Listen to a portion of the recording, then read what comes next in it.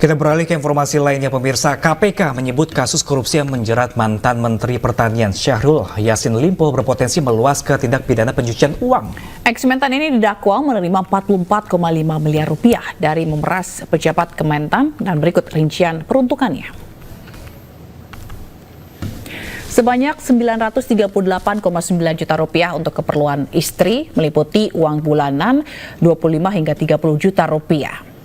Lalu sebanyak 3,33 miliar rupiah untuk keperluan pribadi seperti membeli parfum seharga 4-5 juta rupiah per botol, cicilan beli Alphard, cicilan kartu kredit.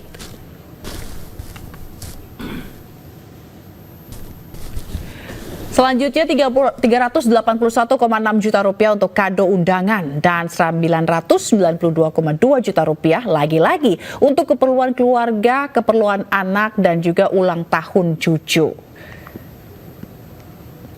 Lalu dalam persidangan juga disebutkan SYL pernah mengirimkan uang sebanyak 2 kali ke Partai Nasdem dengan total senilai 840 juta rupiah dan uang ini sudah dikembalikan ke KPK.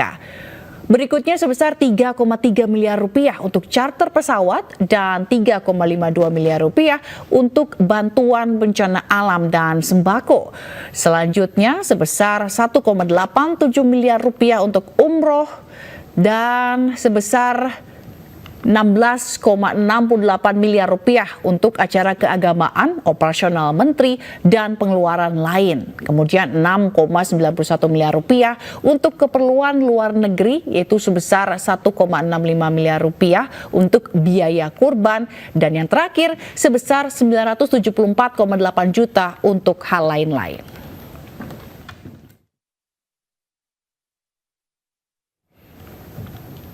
Kasus korupsi yang melibatkan mantan Menteri Pertanian Syahrul Yassin Limpo menarik perhatian publik. Ya pemirsa, selain nominalnya yang cukup besar, korupsi di Kementerian Pertanian menyeret banyak institusi.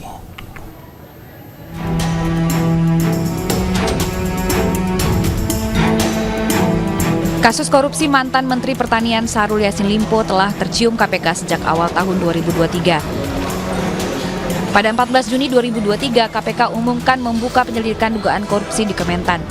Bahkan pada 19 Juni, KPK memanggil Mentan yang saat itu menjabat, yaitu Syahrul Yassin Limpo, untuk diminta keterangan dan diperiksa selama 3 jam. Tanggal 26 September 2023, sprindik atas Syahrul Yassin Limpo keluar setelah sebelumnya telah dilakukan gelar perkara. KPK menggeledah rumah dinas Menteri Pertanian pada 28 September 2023 dan kantor Kementerian Pertanian sehari setelahnya untuk mengungkap dugaan korupsi. KPK mengamankan sejumlah barang bukti berupa dokumen, bukti elektronik, 12 senjata api yang telah diserahkan ke Direktorat Intelkam, dan uang tunai puluhan miliar rupiah dan mata uang asing. KPK juga tengah menyelidiki adanya dugaan perintangan dalam proses pengumpulan barang bukti karena ada dugaan sejumlah dokumen dirusak. Usai penggeledahan 1 Oktober 2023, KPK mengeluarkan surat panggilan kepada Syahrul Yassin Limpo. Namun, SYL tidak hadir dalam pemanggilan pertama ini. Kemudian terbitlah surat panggilan kedua pada 11 Oktober 2023, hingga akhirnya SYL dijemput paksa pada tanggal 12 Oktober 2023.